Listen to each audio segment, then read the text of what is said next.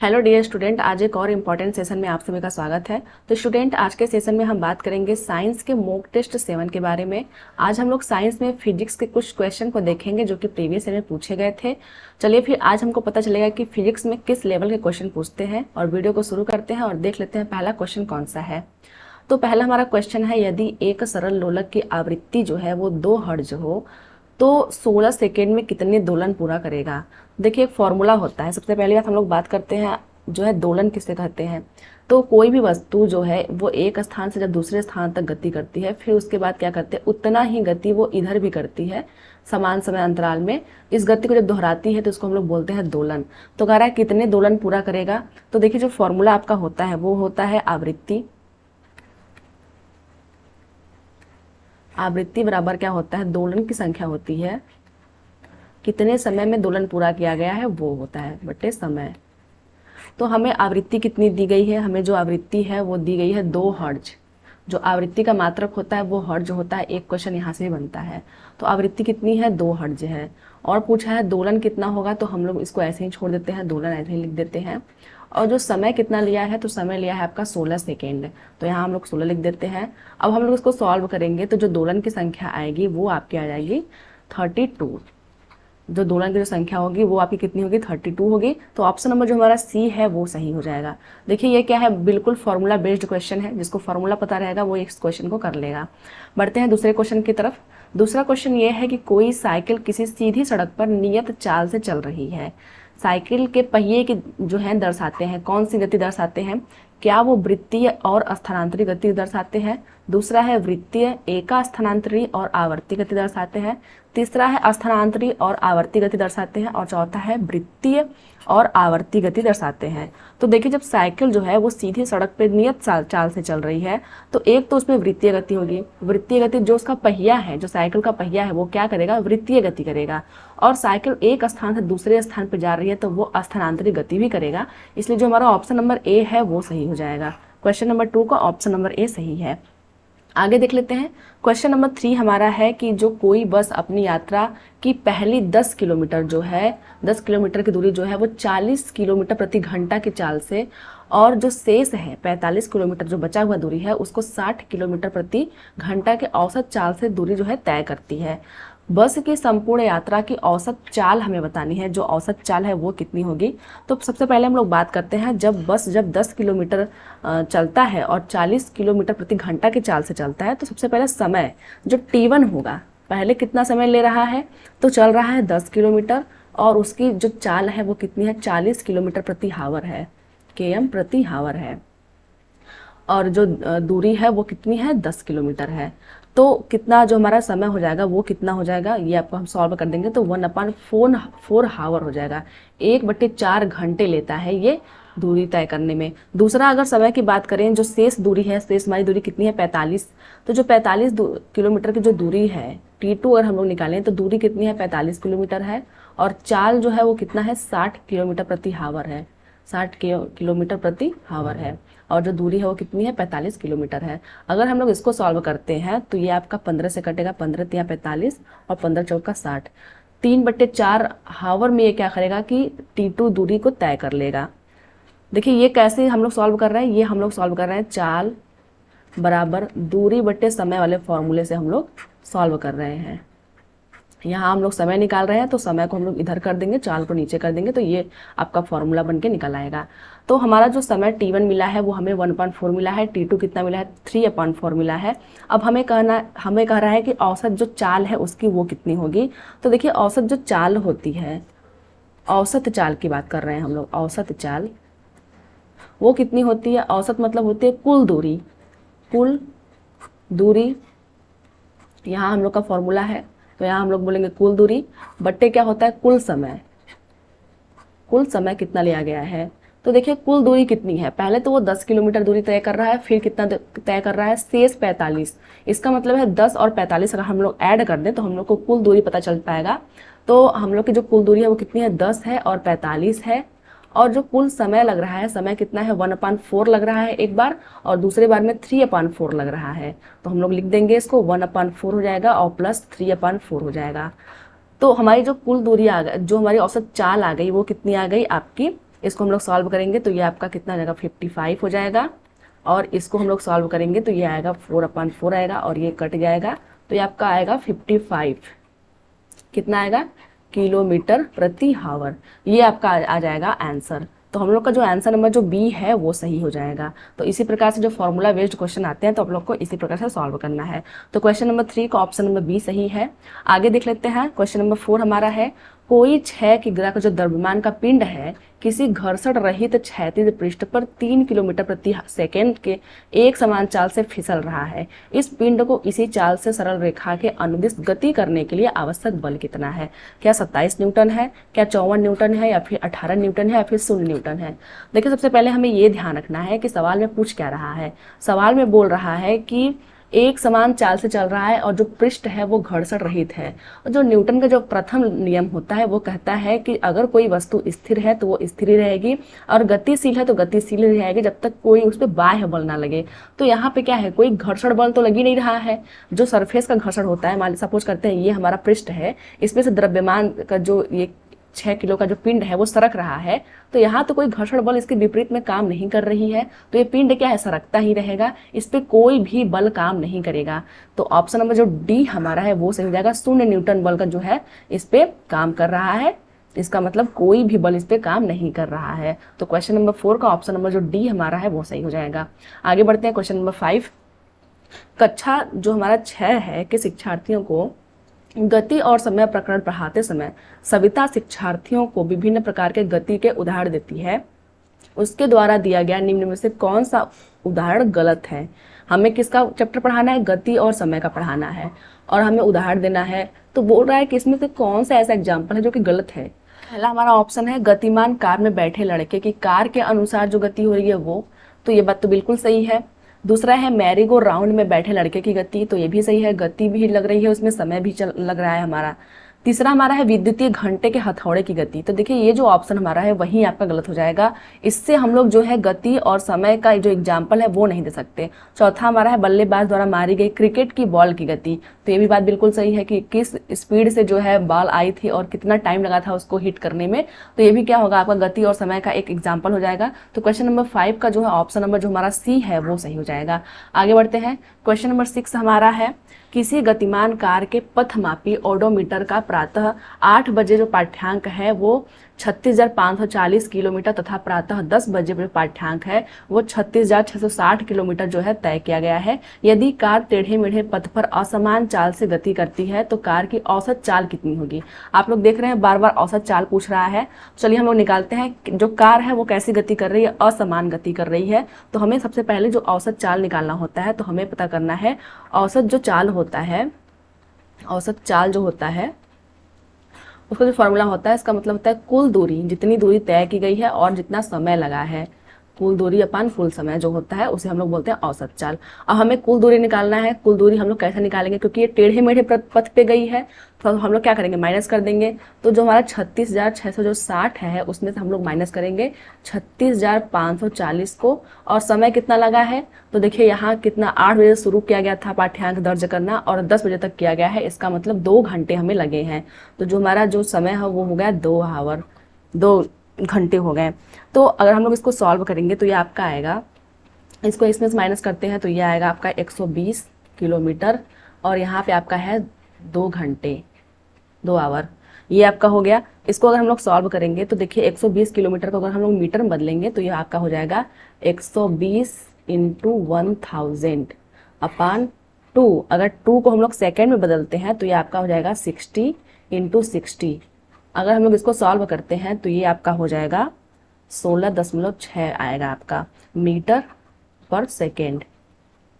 Question number 6 का option number जो हमारा ए है वो सही हो जाएगा। आगे बढ़ते हैं, क्वेश्चन नंबर 7 हमारा है, कक्षा में जो आपका कक्षा जो छात्र है वो कमानीदार तुला का सही उपयोग विधि पढ़ाते समय गुंजन ने नीचे दिए गए चरणों जो कि सही क्रम में नहीं है दिए गए हैं का पालन करने के लिए कहा। देखिए जो गुंजा होती है वो क्या करती है, कक्षा 8 के बच्चों को कह रही है जो कमानीदार तुला है उसका उपयोग कैसे करना है वो बता रही है। तो सबसे पहले हमें क्या करना होता है, किस सीक्वेंस में करना होता है, ये जो सीक्वेंस दिए गए हैं वो क्या है, वो एक क्रम में नहीं है, बताना है हमें कि सही क्रम क्या होगा, इसका सही क्रम क्या होगा। तो पढ़ लेते हैं हम लोग। पहला हमारा है शून्यांक त्रुटि नोट करना, दूसरा है वास्तविक पाठ्यांक परिकलित करना, तीसरा है आसांकित पैमाने पर संकेत की स्थिति नोट करना, और चौथे है कमांडर तुला का अल्पतमांक रिकॉर्ड करना। तो देखिए सबसे पहले हम लोग जब भी बात करते हैं इसकी, तो सबसे पहले हम लोग क्या करते हैं, शून्यांक त्रुटि ज्ञात करते हैं कि उसमें कोई त्रुटि तो नहीं है। तो जो हमारा पहला ऑप्शन है वो तो पहले आएगा। तो जो हमारा ऑप्शन नंबर पहला, दूसरा और तीसरा है, उस दोनों में पहले पे पहला ही ऑप्शन है। जो ऑप्शन नंबर डी हमारा है वो गलत हुआ है। आगे पढ़ते हैं। जो देखिए शून्यांक त्रुटि ज्ञात करने के बाद हम लोग क्या करेंगे, जो हमारा कमानीदार तुला जिसका है उसका भी अल्पतमांक रिकॉर्ड करेंगे। उसका भी हम लोग सब क्या करेंगे, अल्पतमांक रिकॉर्ड करेंगे। तो जो हमारा पहला है उसके बाद कौन सा आएगा, चौथा आएगा। तो जो हमारा ऑप्शन नंबर बी है वो इलिमिनेट हो गया। आगे देख लेते हैं हम लोग। आगे हमारा है कि हम लोग को क्या करना है, क्या वास्तविक पाठ्यांक परिकलित करना है या फिर क्या करना है, आसांकित पैमाने पर संकेत की स्थिति नोट करना है। तो देखिए सबसे पहले उसके बाद हम लोग क्या करेंगे, पहले शून्यांक त्रुटि ज्ञात करेंगे। उसके बाद क्या करना है, कमानीदार तुला का जो है अल्पतमांक रिकॉर्ड करेंगे। उसके बाद क्या करना है, हमें जो आसांकित हमारा जो पैमाना है उस पर संकेत की स्थिति नोट करेंगे। ऑप्शन नंबर 3 आएगा। उसके बाद हमारा आएगा वास्तविक पाठ्यांक का परिकलित करना। जो सबसे वास्तविक जो पाठ्यांक है उसको लास्ट में हम लोग परिकलित करेंगे, इसलिए जो ऑप्शन नंबर जो हमारा 2 है वो सबसे लास्ट में आएगा। इस प्रकार से जो हमारा ऑप्शन नंबर ए है वो सही हो जाएगा। इसी सीक्वेंस में हम लोग क्या करेंगे, उन लोग को समझाएंगे। तो क्वेश्चन नंबर 7 का option number A. Next question है क्वेश्चन नंबर 9। नीचे सारणी में किसी यात्रा के विभिन्न समयों पर ऑडोमीटर के पाठ्यांक दिए गए हैं। देखिए यहाँ पे दिया गया है, ये 12 में पूछा गया था क्वेश्चन। नीचे लिखा है वाहन की मीटर प्रति सेकंड में चाल है। जो वाहन चल रही है ऑडोमीटर पे जिसका पाठ्यांक हम लोग लिखे हुए हैं यहाँ पे, इसकी जो चाल है वो कितना हमें बताना है। तो देखिए सबसे पहले बात करते हैं, जो आपकी सबसे पहला जो समय लगा हुआ है वो आपका 8 से 8:30 के बीच में है, मतलब 30 मिनट का समय लगा हुआ है। दूसरा समय हम लोग देखते हैं तो ये भी क्या है, 30 मिनट का आपका समय है। तीसरा भी 30 मिनट का है और चौथा भी 30 मिनट का है। इसका मतलब जो गाड़ी चल रही है वो नियत चाल से चल रही है। यहाँ पे अगर हम लोग देख लेते हैं आपका कितना कितना दूरी तय कर रही है, तो अगर इन दोनों का डिफरेंट हम लोग निकालें तो हमारा आएगा 18 किलोमीटर। उसके बाद हम लोग इसका निकालते हैं तो इसका भी 18 किलोमीटर आएगा। इसका मतलब वो समान समय में समान जो है दूरी तय कर रही है, तो इसकी चाल पूछा गया है। तो हम लोग निकाल लेते हैं। देखिए सबसे पहले देख लेते हैं, अगर हम लोग 30 मिनट में तय की दूरी निकालें, 30 मिनट, इसको हटाती हूँ,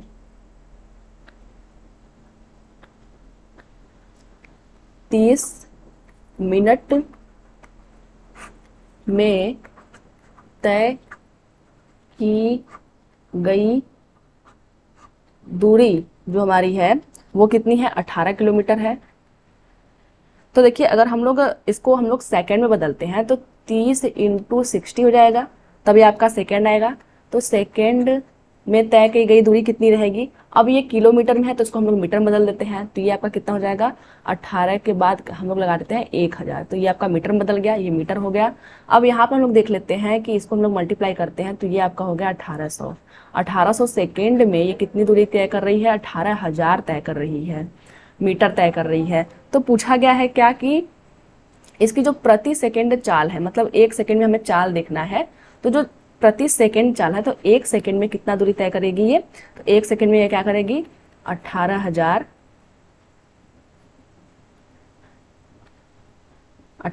तय करेगी।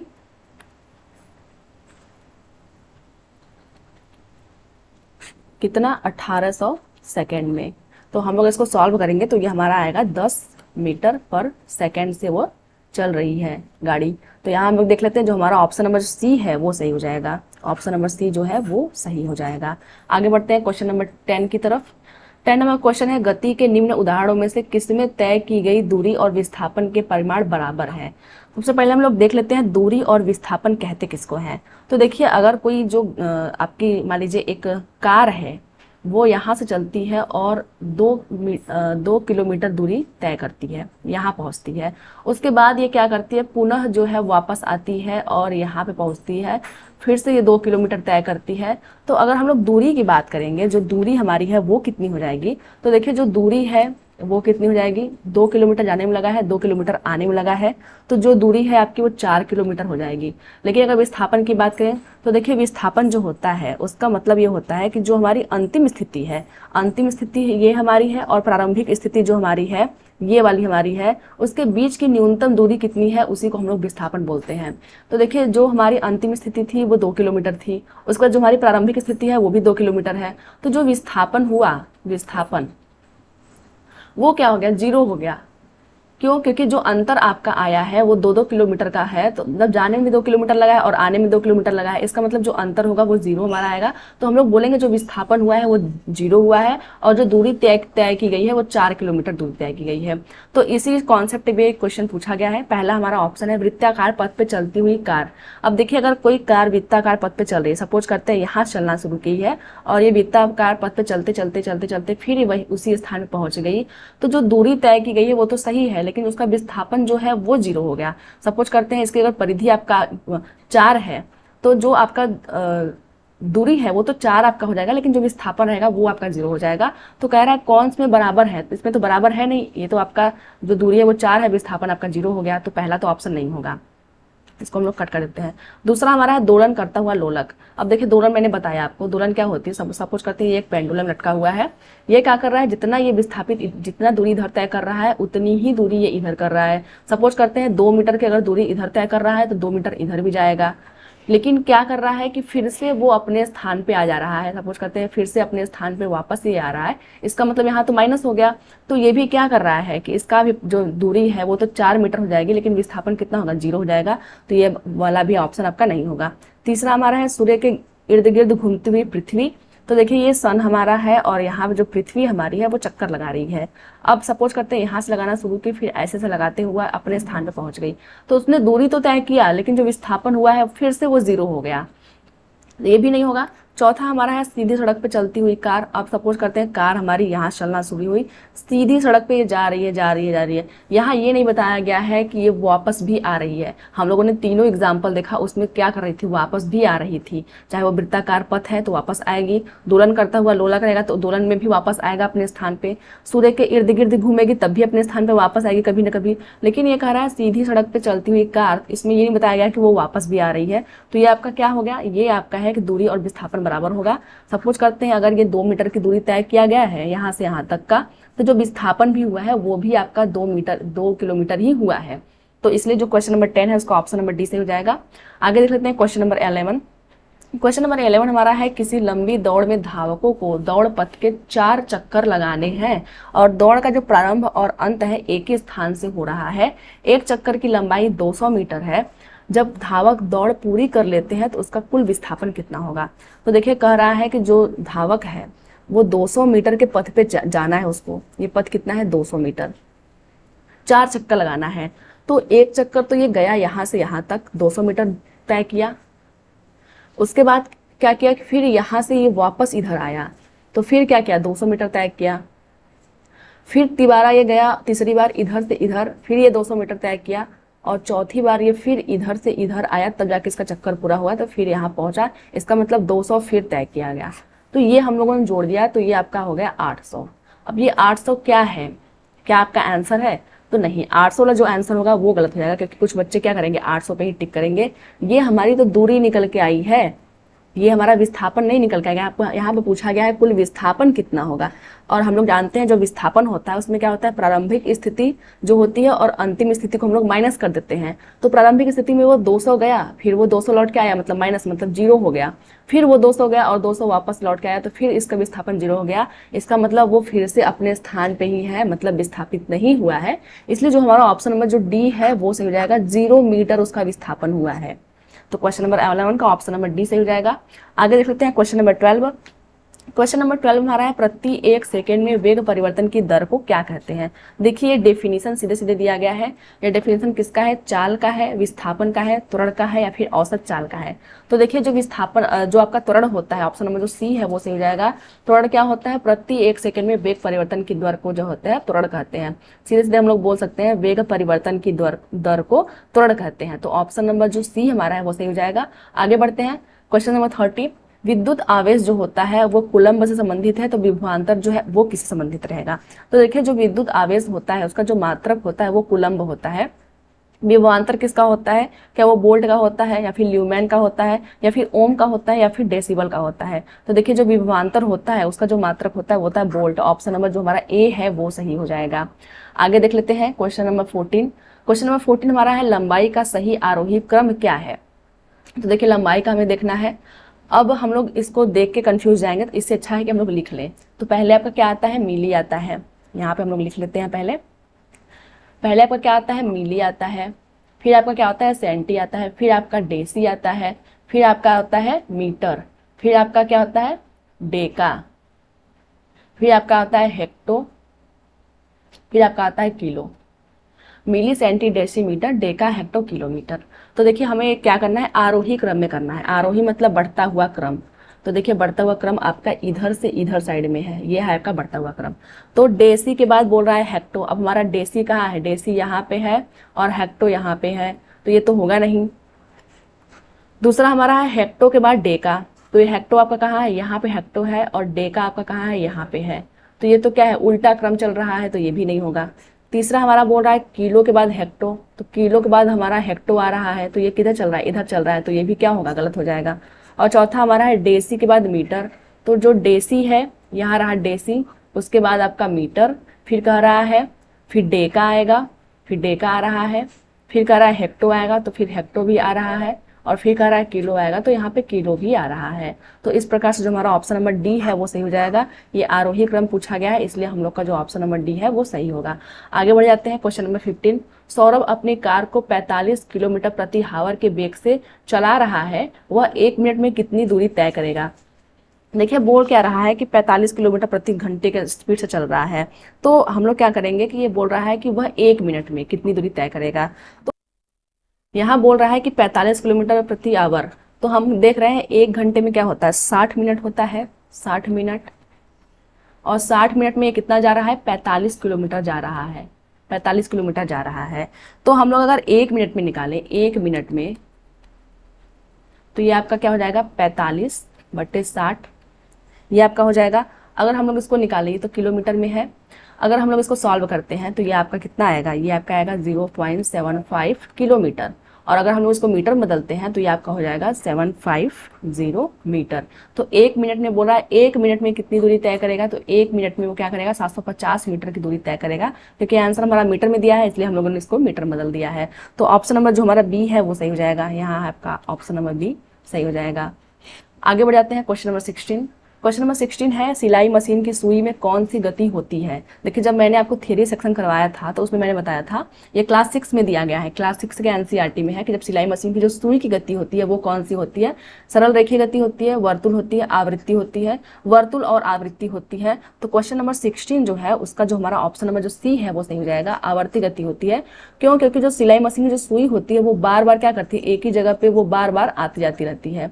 अगर बात करें वर्तुल गति की, तो जो सिलाई मशीन जो हमारा होता है उसका जो जहाँ से हम लोग हैंडल पकड़ते हैं, जो आपका एक चक्र जैसा बना होता है, उसमें जो होती है वो वर्तुल गति होती है। तो क्वेश्चन नंबर 16 का ऑप्शन नंबर सी सही है। आगे देख लेते हैं क्वेश्चन नंबर 70। लोलक का आवर्तकाल किस पर निर्भर करता है? अब देखिए ये जो एक फॉर्मूला है, जो लोलक का जो आवर्तकाल होता है उसका फॉर्मूला क्या होता है? T = 2π√L/G। ये हमारा एक फॉर्मूला होता है, ये होता है लोलक के आवर्तकाल का फॉर्मूला। आप लोग इसको लिख लोगे क्योंकि इस पे भी क्वेश्चन आते हैं एग्जाम में। तो ये बोल रहा है कि किस पे निर्भर करता है? लंबाई पे निर्भर करता है या फिर स्थानीय गुरुत्वीय त्वरण पर निर्भर करता है? बोल रहा है दोनों पे निर्भर करता है। चौथा बोल रहा है किसी पे भी निर्भर नहीं करता है। तो जो ये आपका टी मतलब जो आवर्तकाल है वो किस पे निर्भर कर रहा है? ये L = क्या है? लंबाई ही तो है, लंबाई पे निर्भर कर रहा है। और जी जो है वो क्या है? गुरुत्वीय त्वरण, गुरुत्वीय त्वरण है। तो दोनों पे निर्भर कर रहा है। जो टी हमारा है वो डायरेक्टली प्रोपोर्शनल है एल के, ठीक है, अनुक्रमानुपाती है, और जी के व्युत्क्रमानुपाती है।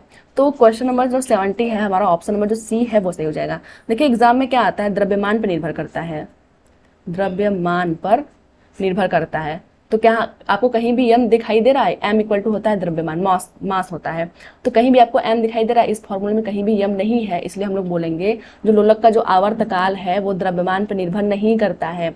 ये भी आपको ऑप्शन में देके पूछता है। तो क्वेश्चन नंबर 70 का ऑप्शन नंबर सी सही है।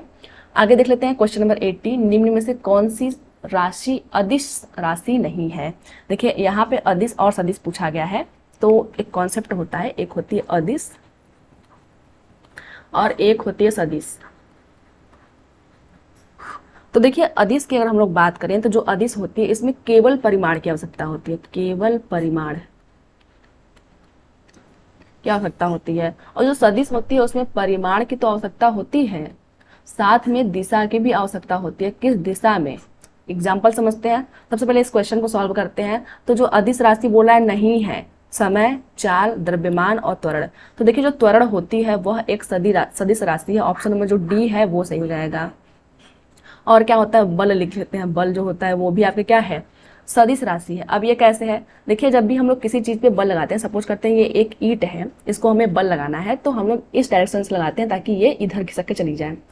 तो जब भी हम लोग बल लगाते हैं तो इसमें परिमाण होता है कि हमने कितने न्यूटन का बल लगाया। सपोज करते हैं यहाँ 4 न्यूटन का बल लगा हुआ है, तो इसमें परिमाण की तो आवश्यकता ही साथ में है कि हम लोग किस दिशा में बल लगाया है। अब इसको इधर घिसकाना है तो हम लोग इसको इधर घिसकाना है तो हम लोग इधर से ही बल लगाएंगे। अब ऐसा तो नहीं है कि इधर खिसकाना है, इसको इधर खिसकाना है तो हम लोग इधर से बल लगाएंगे, तो ऐसा नहीं होगा। तो साथ में दिशा की भी आवश्यकता होती है। तो देखिए जो समय होता है, क्या आप लोग बता सकते हैं जो समय होता है सिर्फ हम लोग बोलते हैं 4 घंटे, 5 घंटे, केवल परिमाण की बात करते हैं हम लोग, ये दिशा की नहीं बात करते हैं कि 5 घंटे इस दिशा में, कभी नहीं बात करते हैं। इसलिए जो क्वेश्चन नंबर 18 है आपका, ऑप्शन नंबर डी सही हो जाएगा। समय, चाल और द्रव्यमान जो है वो आपकी अदिश राशि है, इसमें जो है दिशा की आवश्यकता नहीं होती है। जैसे द्रव्यमान है तो 5 किलो द्रव्यमान होता है। अब हम कोई ये नहीं बोलेगा कि ये उत्तर की दिशा में है, दक्षिणी दिशा में है। द्रव्यमान मतलब सिर्फ द्रव्यमान होता है, उसमें दिशा की कोई भी आवश्यकता नहीं होती है।